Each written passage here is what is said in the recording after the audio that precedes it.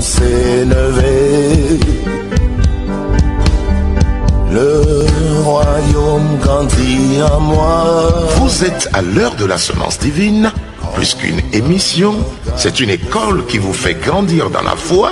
Un rendez-vous divin présenté par votre serviteur, le missionnaire Samuel Péchou, directeur de la mission AMISAP, Action missionnaire pour le salut des peuples. Nous sommes joignables au plus 228 90 02 52 36 ou le 99 30 63 32. Email pasteur Samuel B @gmail.com ou également visiter notre site web au www.amisap.org. Comme un grain de s'élever, le royaume grandit en moi. Très chers fidèles téléspectateurs de Lumière des Nations, bienvenue encore à notre compagnie. Nous abordons un nouveau thème intitulé « Que retenir précieusement de la Pentecôte ». Nous savons tous que nous sommes dans la semaine, n'est-ce pas, de la Pentecôte. Et il y a plusieurs événements, n'est-ce pas, dans nos différentes assemblées. Mais il est important de connaître la source de cette fête pour mieux la célébrer. Alors le livre des Actes au chapitre 1 verset 8 nous dit: mais vous recevrez une puissance, le Saint-Esprit survenant sur vous, et vous serez mes témoins à Jérusalem, n'est-ce pas, dans toute la Judée, dans la Samarie, jusqu'aux extrémités de la terre. Alors, c'est une promesse venant de notre Seigneur Jésus. Et effectivement, n'est-ce pas, il tient à ses promesses. Écoutez, le livre des Actes, comme d'ailleurs son nom l'indique, révèle les actions des croyants. Évidemment, après avoir reçu le Saint-Esprit. Alors, nous pouvons noter que de l'intérieur à l'extérieur, tous ceux qui ont bénéficié de cette puissance avec une vie transformée, une vie renouvelée, une vie extraordinaire. Ah oui, les choses n'étaient plus comme avant. Les choses ont changé. Et en rappel, il parlait de nouvelles langues. Et écoutez attentivement, il n'était pas, n'est-ce pas, où il ne pouvait pas s'arrêter là. Il manifestait aussi d'autres signes, à savoir l'amour, le sens du partage avec les autres. La Bible nous dit qu'ils avaient tout en commun. On pouvait noter la détermination, le zèle pour les affaires divines, le zèle pour l'évangile. Oh oui, la moisson des âmes était leur priorité.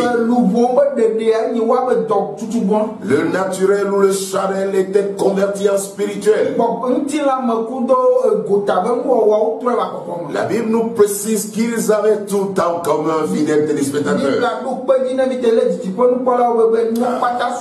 Et ils persévéraient dans l'enseignement des apôtres. Autrement dit, ils avaient soif d'écouter la parole. Ils n'étaient pas fatigués d'écouter la parole.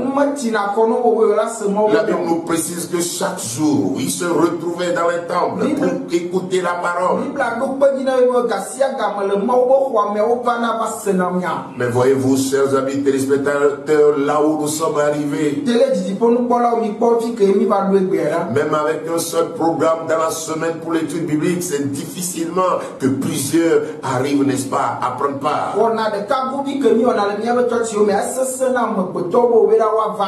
Et il y avait plusieurs guérisons, des miracles s'opéraient, des transformations de vie, les dons spirituels étaient actifs. Il n'y avait pas de peur.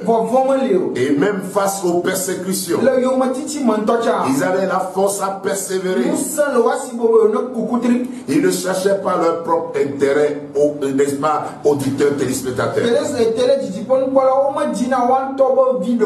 Et l'évangile pur était annoncé.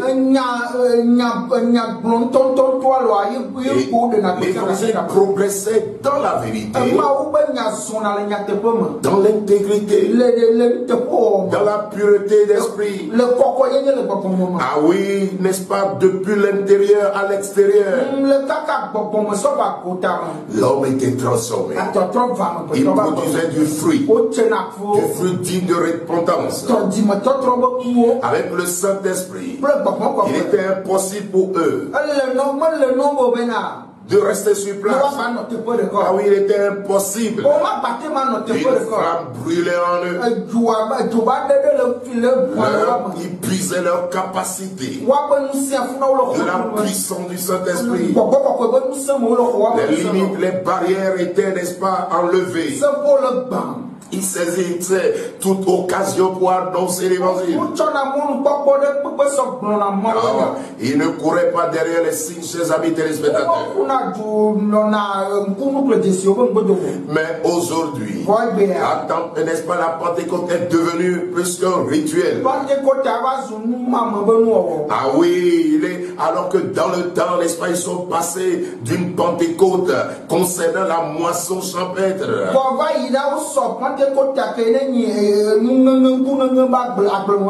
à la moisson des âmes, à la moisson du fruit spirituel. Nous devons le comprendre, chers amis téléspectateurs. Ah oui, des céréales qui se faisaient, la moisson des céréales. Nous sommes passés maintenant à la moisson des âmes, à la moisson du fruit spirituel. Ah oui, la Pentecôte cette année doit nous amener à une prise de conscience, chers téléspectateurs. Pour rechercher plus une transformation de vie. Oh, la moisson des âmes, la moisson des dons spirituels. Alors, le Seigneur Jésus veut que nous sachions que la réalité de la vie chrétienne, oh, c'est sa capacité en nous. C'est sa présence avec nous et en nous, chers amis téléspectateurs. Il a dit, sans lui, nous ne pouvons rien faire. Et nous devons savoir qu'en plus de sa présence avec nous, très habituel dans l'ancienne alliance, oh, avec la Pentecôte, nous passons, n'est-ce pas, dans sa présence avec nous et en nous. Il a dit, je serai avec vous tous les jours jusqu'à la fin des temps. Maintenant, s'ajoute sa présence en nous, chers amis téléspectateurs.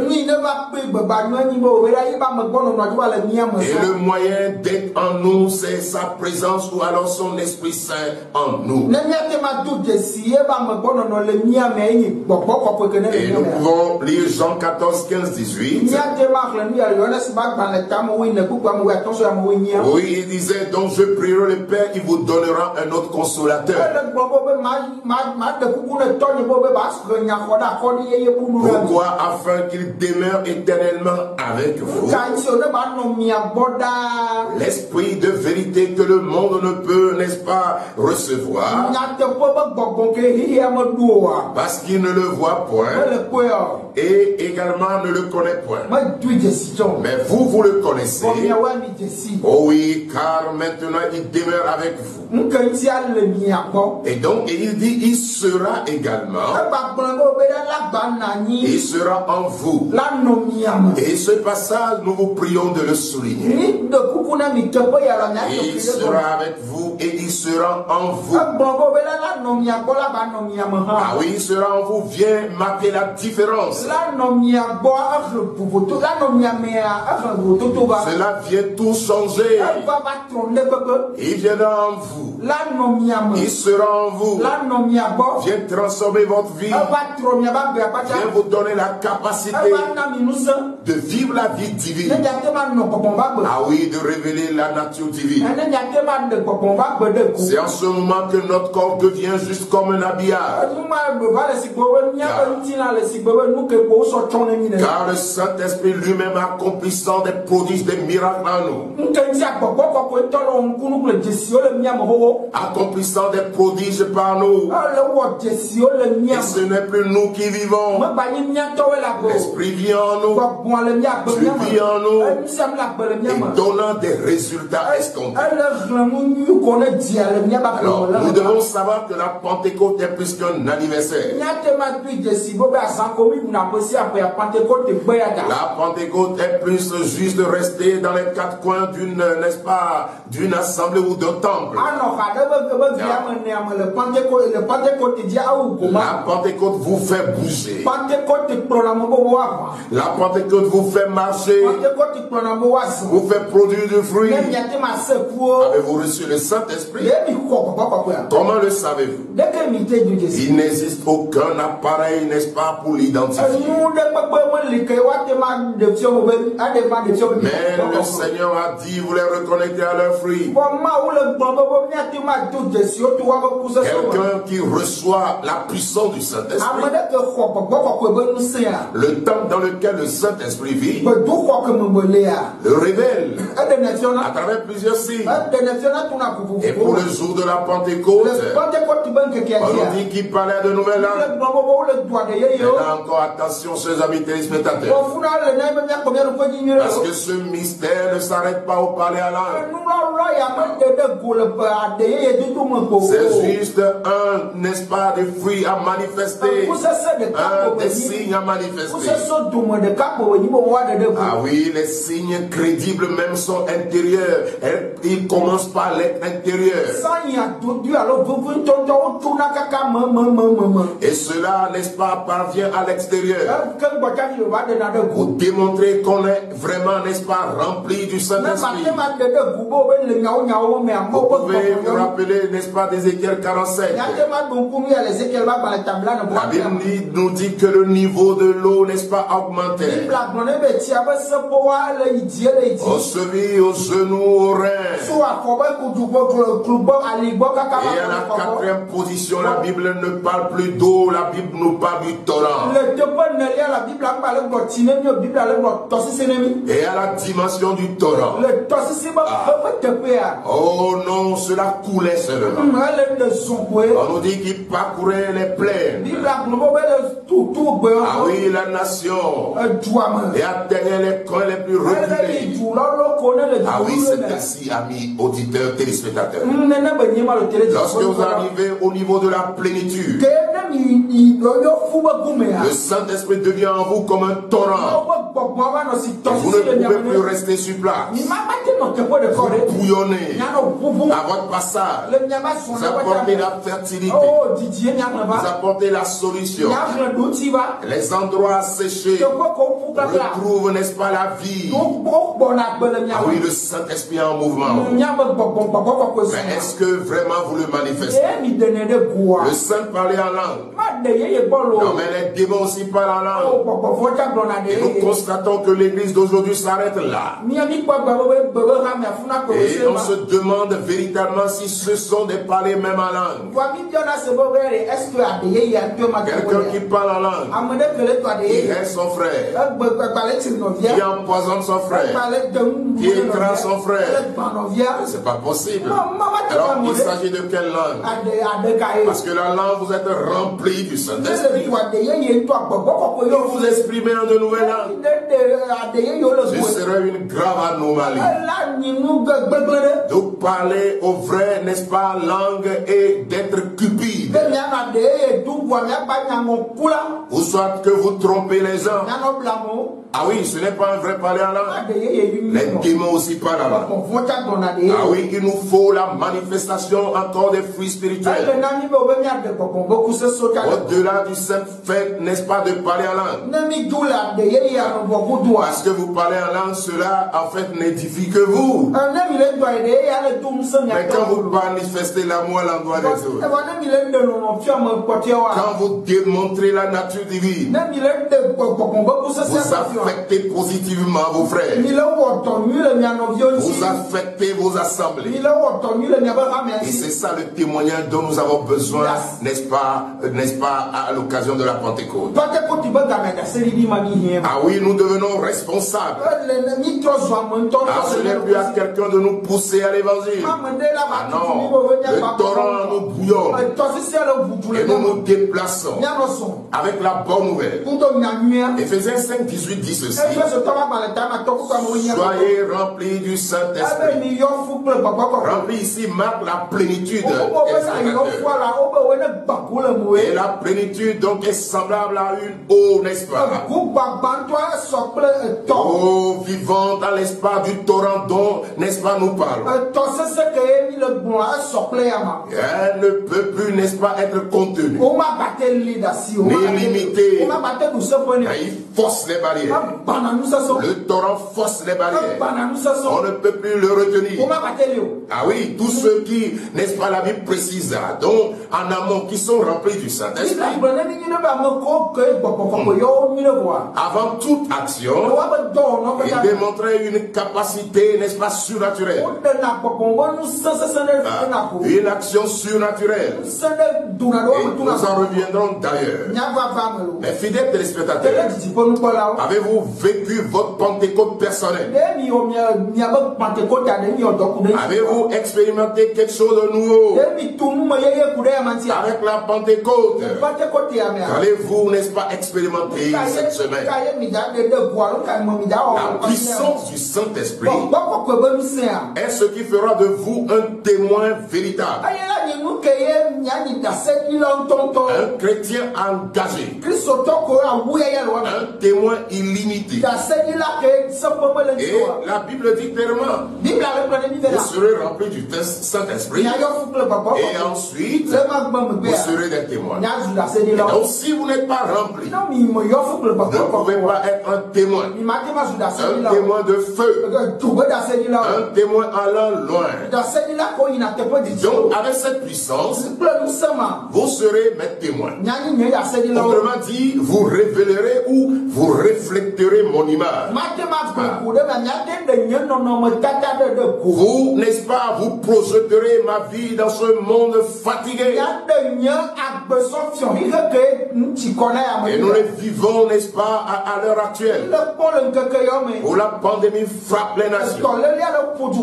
Les gens ont abandonné la foi. Et on se demande si le Saint-Esprit est encore là. Ils sont découragés. Plusieurs ont bradé leur foi contre des choses ridicules. Non, nous sommes incapables de vivre la vie chrétienne sans la puissance du Saint-Esprit.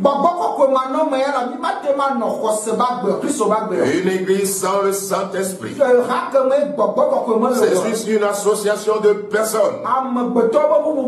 Et les associations, nous en avons beaucoup. Les dames sont converties en association. Ils ont éjecté le Saint-Esprit. L'homme a pris la place du Saint-Esprit. Et si vous nous écoutez maintenant, nous devons revenir à l'église primitive. Vous savez, le paradoxe, c'est que nous voulons avoir les mêmes fruits, n'est-ce pas, que l'église primitive. Mais nous ne voulons pas revenir aux anciens sentiers. Les sentiers qui les ont conduits à cela. Nous ne voulons pas revenir les anciens sentiers d'unité, dans la prière, dans la consécration, se mettre un peu à part, comme ces apôtres, n'est-ce pas, qui se sont mis à part. Ah oui, il y a des tâches. Ils se sont consacrés. Ils ont expérimenté la puissance. Il y a un petit prix à payer. Oh, nous devons revenir à la Pentecôte, à la vraie Pentecôte. Non plus celle qui consiste à faire la fête des moissons, à chercher des stratégies pour s'amasser de l'argent. Oh, nous avons besoin de la Pentecôte pour la manifestation du fruit spirituel. Ah oui, pour la prédication de l'évangile, la moisson des âmes perdues. Aller de part à Jérusalem, ne plus rester à Jérusalem. Visiter toute la Judée. Visiter la Samarie, aller jusqu'aux extrémités de la terre. Voilà l'effet avec le torrent du Saint-Esprit. Ah oui, nous passons des chevilles aux genoux, nous quittons les genoux pour arriver au niveau des reins. Et maintenant, l'eau vient de façon à être appelé torrent. Personne ne peut plus le contrôler. Et c'est alors on est obligé de nager. Et l'eau parcourant de pays en pays, village, ville en ville. Voilà ce que le Seigneur attend de nous. Pour cette Pentecôte, une vraie Pentecôte, n'est pas limitée par Covid. Une vraie Pentecôte n'est pas limitée par des pandémies. Ah non, plutôt la vraie Pentecôte apporte la solution au mal. La vraie Pentecôte guérit Covid. La vraie Pentecôte, n'est-ce pas, d'espoir en espoir. Écoutez attentivement. Le Saint-Esprit en nous vient donc nous rendre conscients par son témoignage intérieur que nous sommes devenus enfants de Dieu. L'Esprit de Dieu atteste lui-même à notre esprit que nous sommes enfants de Dieu. 1 Jean 3, 24 dit ceci. Nous connaissons qu'il, n'est-ce pas, demeure en nous par l'Esprit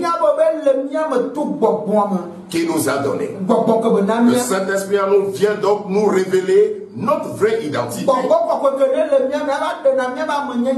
Notre nouvelle identité. Et de ce fait, notre nouvelle nature. Notre nouvelle nature comment? Téléspectateurs. Oh oui, par la piété. L'amour que nous manifestons. La vertu. La haine pour le mal. Voilà ce que la parole de Dieu nous dit. Et comme pour preuve. Parce que, attention, il ne faudrait pas qu'on célèbre une Pentecôte différente de la Pentecôte originale.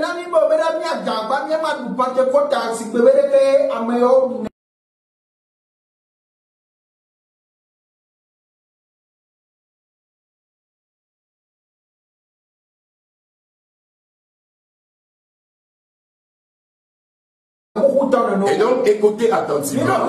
Le jour de la Pentecôte, il fut rempli du Saint-Esprit. Il se mit à parler, n'est-ce pas, en d'autres langues. Et car c'est de l'abondance du cœur que la bouche parle.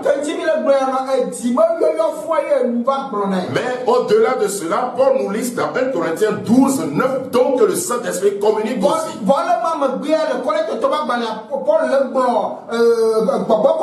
Alors, il y a les langues, il y a la prophétie. Ah oui, il y a, n'est-ce pas, les paroles de connaissance. Et il y a tellement les dons de miracles. les dons de guérison, l'interprétation de langue. Et tout ceci, n'est-ce pas, le Christ nous le donne à travers son Esprit Saint. Et au-delà de cela, lorsque nous lisons également Galates 5:22, Paul parle encore du fruit de l'Esprit. Ah oui, sa présence est censée produire de l'amour, la joie, la paix, la patience, la bienveillance, la bonté, la fidélité, la douceur et la maîtrise du soi. Maintenant, une simple question. Portez-vous le fruit de l'Esprit? Parce que si vous avez en vous le Saint-Esprit, quand vous avez en vous la plénitude de l'Esprit, eh bien vous manifestez son fruit. Nous devons exceller dans ces fruits, chers téléspectateurs. Ne vous laissez pas distraire par une fièvre, n'est-ce pas, de Pentecôte qui consiste à célébrer, à manger, à boire. Non. Jacques 3:11-12 dit ceci. La source fait-elle jaillir par la même ouverture l'eau douce et l'eau amère? Un figuier, mes frères, peut-il produire des olives? Ou une vigne des figues? De l'eau salée ne peut non plus produire de l'eau douce. Et Jésus a été clair là-dessus. Chaque arbre se reconnaît, n'est-ce pas, par son fruit. On ne cueille pas des figues sur des buissons. Produisons donc des fruits dignes de repentance. Si nous parlons en langue, alors que les autres signes, n'est-ce pas, viennent, n'est-ce pas, témoigner que c'est un vrai parler en langue. Et je voudrais souligner qu'avec la Pentecôte, il y a un premier fruit que nous avons vu chez les premiers convertis. Ils ne s'efforçaient pas pour produire ce fruit. Cela était spontané. Alors l'amour a particulièrement marqué les convertis. Alors nous pouvons lire dans Actes 4:32. La Bible dit que la multitude de ceux qui avaient cru n'était qu'un cœur et qu'une âme. Un cœur et une âme. L'amour, ici Paul juge d'ailleurs que tous les dons spirituels acquis sans l'amour n'est que du bruit. C'est l'élément fondamental à recevoir. Et regardez comment vous ne pouvez, n'est-ce pas tolérer vos frères, vos sœurs. Vous ne parlez plus avec eux dans la même église. Vous célébrez quelle Pentecôte? Votre Pentecôte vous produit quoi? Ici nous voyons la vraie Pentecôte. Il était, n'est-ce pas, qu'une seule âme, qu'un seul cœur. On dit dans 1 Corinthiens 13, quand je parlerai la langue, n'est-ce pas, des anges. Quand je parlerai la langue, n'est-ce pas, des hommes et des anges, si je n'ai pas l'amour, je suis un airain qui résonne, une cymbale, n'est-ce pas, qui retentit. Et quand j'aurai le don de prophétie, il fait courir plusieurs. Écoutez comment Paul décrit cela. Quand j'aurai le don de prophétie, Sans l'amour. Oh, quand j'aurai la science, tous les mystères et toute la connaissance, quand j'aurai même toute la foi pour transporter les montagnes, si je n'ai pas l'amour, autrement dit, si je n'ai pas l'essentiel, si je n'ai pas le premier, je ne suis rien. Absolument rien. Alors, chers téléspectateurs, laissons-nous conduire par l'Esprit. Désirons la vraie Pentecôte. Désirons la vraie plénitude du Saint-Esprit. Et la vérité, c'est que Dieu a répandu son amour dans nos cœurs. Ah oui, vous le savez, Dieu a répandu son amour dans nos cœurs. Dans nos cœurs par le Saint-Esprit qu'il nous a donné. C'est ce que la Bible nous dit dans Romains 5:5. Mais donc ce Saint-Esprit que nous avons reçu développe donc la vie de Dieu en nous, en nous faisant croître donc en Jésus-Christ. Donc, grâce au Saint-Esprit, nous avons désormais les pensées vertueuses du Christ en nous. Et nous pouvons discerner donc ce que Dieu aime, ce qu'il n'aime pas. Et cette nature divine nous fait aimer ce que Dieu aime. Et détester également ce que Dieu déteste. Oh, nous avons en nous un consolateur. Nous avons en nous un éducateur. Un libérateur parfait. Alors qui vient donc influencer nos goûts, influencer nos sentiments, influencer nos décisions. Il nous éveille. Il nous donne le zèle pour la mission. L'Esprit du Seigneur vient nous convaincre du péché. Il influence d'ailleurs la conversion des âmes, en nous donnant la révélation et la capacité de faire du bien, chers téléspectateurs. Alors aspirons tous, n'est-ce pas, à la puissance du Saint-Esprit. Ah oui, Jean 7, 37, 38 dit ceci. Si quelqu'un a soif, oh, qu'il vienne à moi et qu'il boive.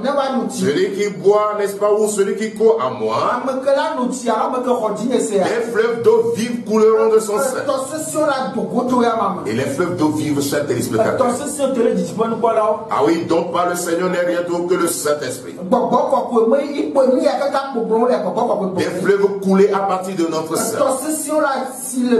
Un torrent coulant à partir de notre sein, apportant vie, n'est-ce pas, à son entourage. Partout il passe, n'est-ce pas, il communique la vie. Ah oui, un tambour sort et coule des eaux remplies de vie. Un fleuve rempli de vie, un torrent, chers téléspectateurs.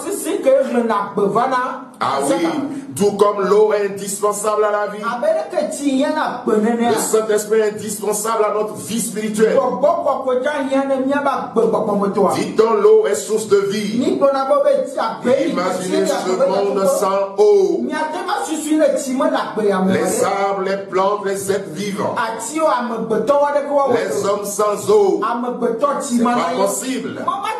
C'est la mort. C'est la sécheresse. Alors vous êtes là où vous êtes à nous suivre. Vous ne vivez plus une vie spirituelle.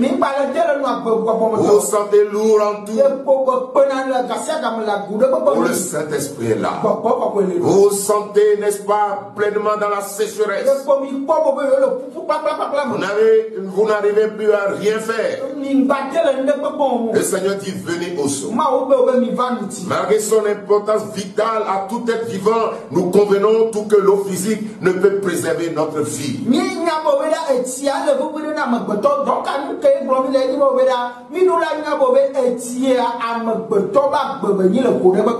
il ne peut préserver notre vie de façon éternelle. Mais oui, le Saint-Esprit. Les choses spirituelles sont sont durables et éternelles. À la femme samaritaine, il se vantait avoir hérité d'un merveilleux puits de Jacob. Un puits certainement accru d'eau actuellement. Alors vous qui vous appuyez sur les choses de ce monde, sur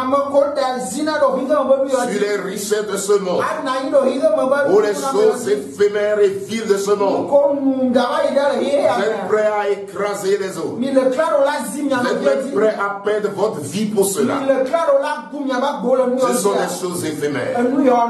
Et comme Christ s'est adressé à cette femme samaritaine, il s'adresse également à vous par notre voix.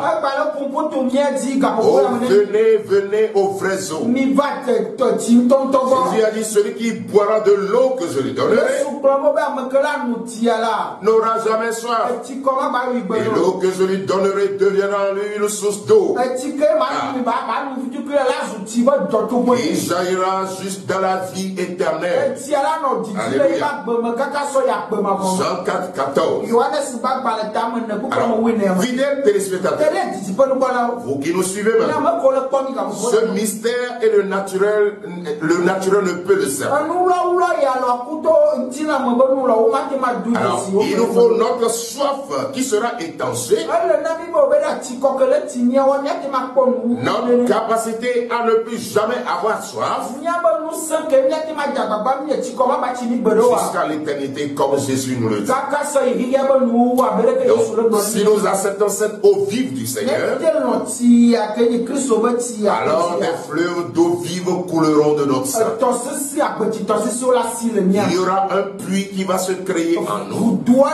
Et de ce puits-là jaillira des fleuves d'eau vive.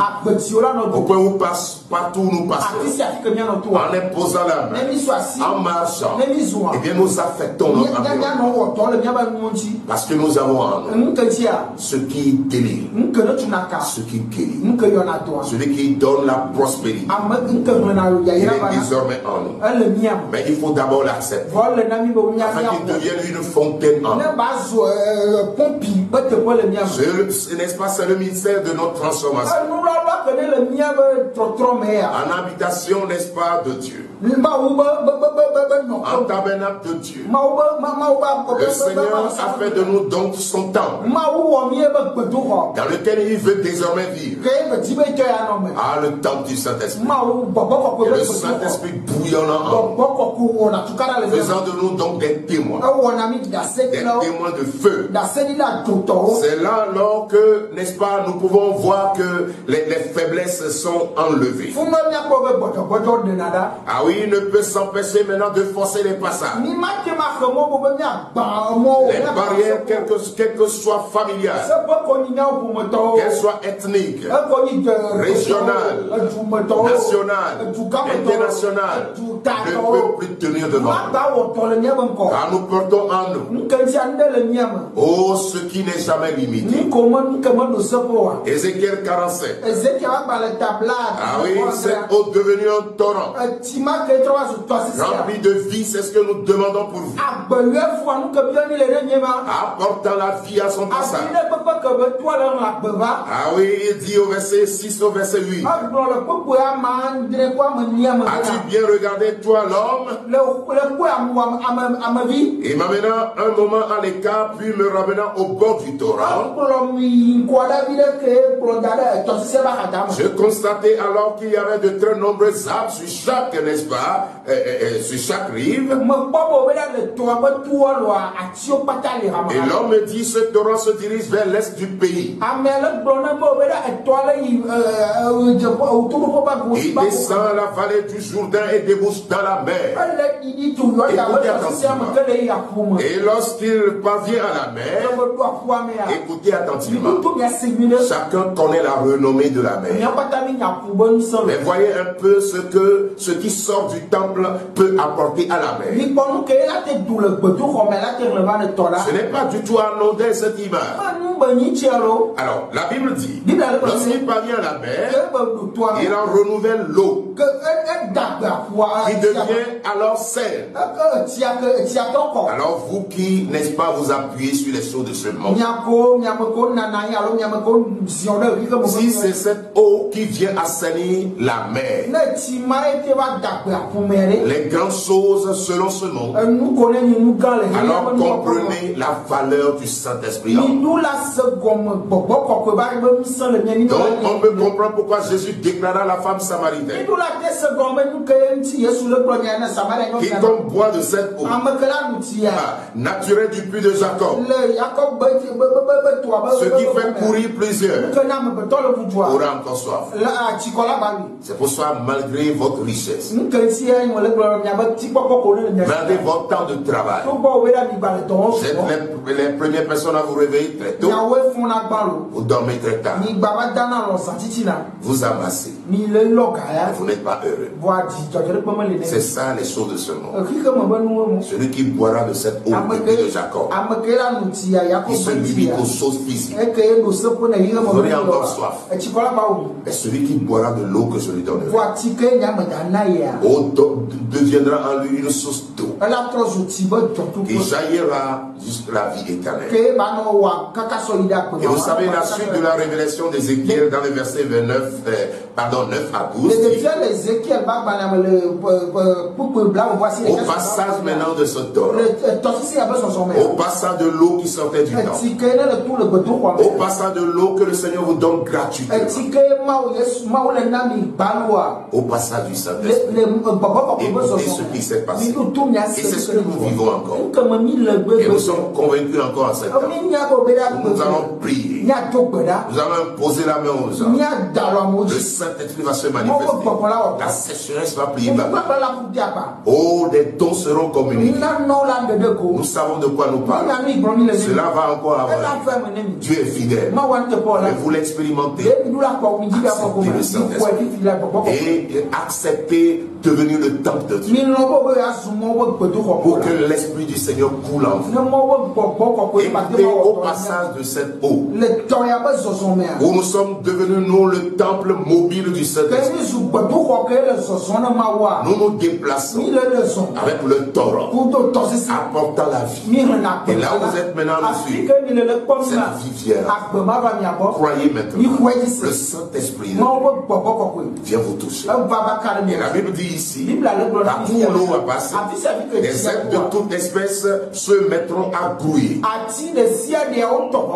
Vous savez ce que ça veut dire? À vivre. Ça veut dire qu'avant, ils étaient dans la sécheresse. Ils étaient à mort. Ils étaient accrus. Mais au passage du Saint-Esprit, la vie pénètre. C'est ce que la Bible dit. Et la Bible dit, les poissons se multiplieront partout où le torrent arrivera. Vous voulez l'abondance? Cela passe par la puissance de Saint-Esprit. Il dit, il assainira la mer, et là où il se déversera, il apportera avec lui la vie.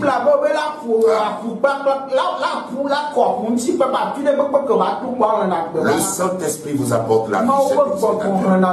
Recevez-la maintenant au nom de Jésus. Et la Bible dit, des pécheurs se tiendront donc sur ces bords. Autrement dit, il y aura des travailleurs, il y aura des ouvriers, depuis Angedi jusqu'à Eglaïm. On étendant les filets. Et vous, je pense qu'il y a certains qui nous suivent maintenant qui sont en train de saliver. L'abondance viendra par la Pentecôte. Mais écoutez attentivement, ce n'est pas seulement une abondance physique. Quand on nous dit on étendra les filets, la moisson est grande. Jetez vos filets, prêchez l'évangile, annoncez la bonne nouvelle, jetez les filets, Et c'est le temps de la moisson des âmes. C'est ça la Pentecôte. C'est également le temps de la moisson du fruit spirituel. Nous en aurons dans nos assemblées. Les prophéties sortiront. Les révélations viendront. De grandes révélations viendront. Ah oui, nous moissonnerons, n'est-ce pas, de grands fruits. Étendez donc vos filets. Vous qui vous dites, vous qui êtes fatigués, vous qui êtes chargés, tendez vos filets par la puissance du Saint-Esprit. Il y aura des poissons de diverses espèces. Oh Seigneur, merci. Parce que moi je le vois ici. Il a dit à Pierre, je suis heureux de toi maintenant. Maintenant, un pêcheur, non de poisson, mais des âmes. Alors, tendez vos filets. Ces mêmes personnes à qui vous avez annoncé l'évangile dans vos familles, ils ont refusé. Mais maintenant, la moisson est grande. Jetez vos filets. Là où vous vous trouvez maintenant, soit en Europe, en Asie, en Amérique, en Afrique, en Océanie, quelque part. La Bible précise.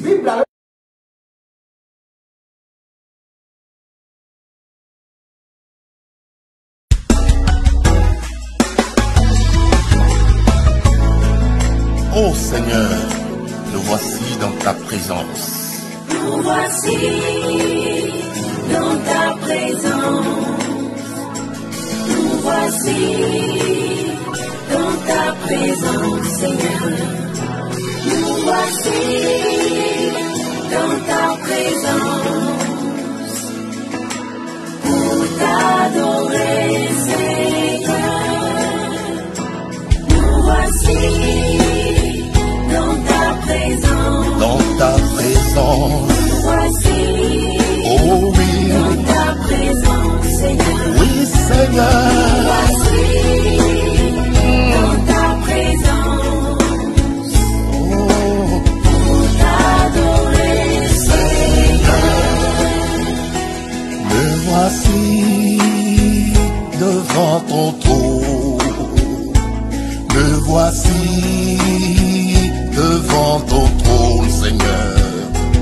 Me voici devant ton trône pour t'écouter, Seigneur. Ta présence. Ta présence nous rassure. Elle nous rassure. Ta présence. Oh oui, Seigneur. Nous donne la vie. Ta présence est notre milieu de vie. Ta présence Oh, dirige nos pas. ma candolo s'est élevé. Ta présence Oh, ta présence. ta présence te rassure. Ta présence nous rassure. Ta présence Oh, nous donne la vie. ta présence est notre milieu de vie. Ta présence Et ma candolo. dirige mes pas. Oh oui, Seigneur. Ta présence Me rend heureux. Oh, parce qu'il était dans la présence de l'Éternel, où il avait parlé avec lui. La peau de Moïse rayonnait et le peuple ne pouvait s'approcher de lui. Oh, il y a d'abondantes joies et délices éternelles dans sa présence. Assurément, lorsqu'on tourne vers lui les regards, on est rayonnant de joie et le visage ne se couvre par de ronces. Oh, gloire au Seigneur. Oh, alléluia. Alléluia, Hosanna au plus haut des cieux. Oh, ta présence. ta présence Oh, la santé, la paix, le bonheur se trouve rien que dans ta présence, Seigneur. nous donne la vie. Oui, rien que dans ta présence. Dirige nos pas. Dirige mes pas. Ta présence Oh,